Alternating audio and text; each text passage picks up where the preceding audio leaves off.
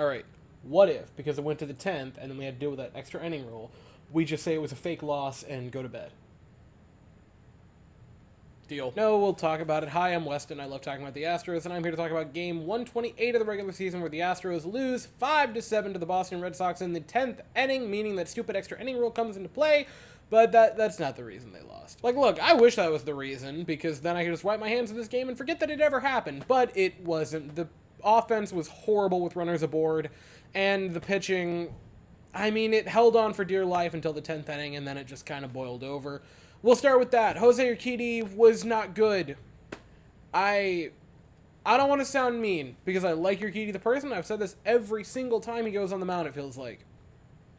He's got to either be long relief or in AAA.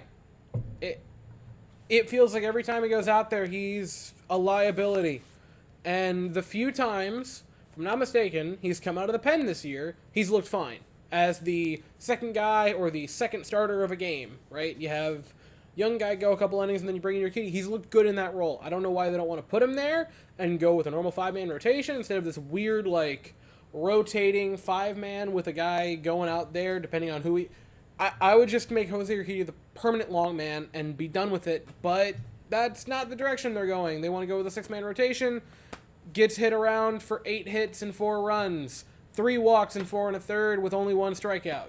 Urquidy is at his absolute best when he's just filling the strike zone, and he wasn't so much.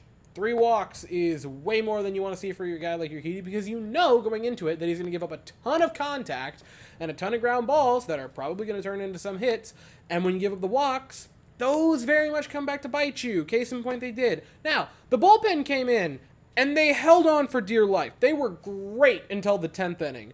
Seth Martinez came in, perfect inning in a third, nothing bad out of him. Nearest came in, picked up a strikeout. Abreu came in and picked up a pair of strikeouts. Presley came in and struck out a pair in the 9th inning.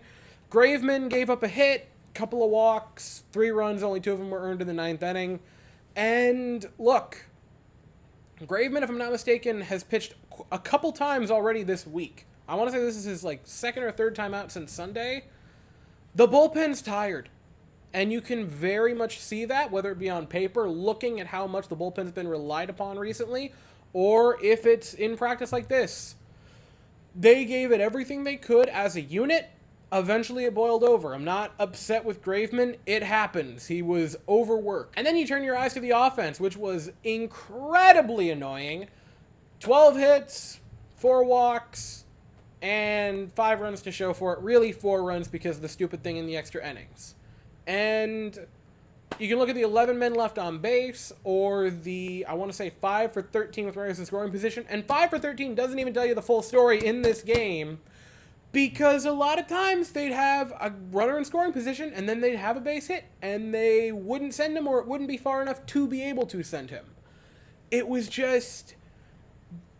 It was a classic, annoying, close but not close enough offensive performance. And there was a lot of individual great performances. Altuve reached base 3 times. McCormick had a pair of base hits. Yainer Diaz went 3 for 5 with an RBI. Pena had a pair of base hits. Maldonado had the home run. There were a lot of good individual performances, but the offense as a whole just would get aboard and then forget how to hit. And to top it, on a night where the Rangers didn't play and the Mariners lose to the lowly White Sox of all teams, to not be able to pick up that game is just, it leaves such a bitter taste in your mouth. But now they look to tomorrow afternoon, where they can still secure the series win at 2:10 Eastern, 1:10 Central. The Astros are going to send JP France to the mound, and the Red Sox are going to send Brian Bello to the mound. I'll be here afterwards to talk about it, but as for right now, that is all I have to say. So if you enjoyed the video, please consider to like and subscribe. Thank you all so very much for watching. I hope you all have an absolutely fantastic day, and as always, go Stros.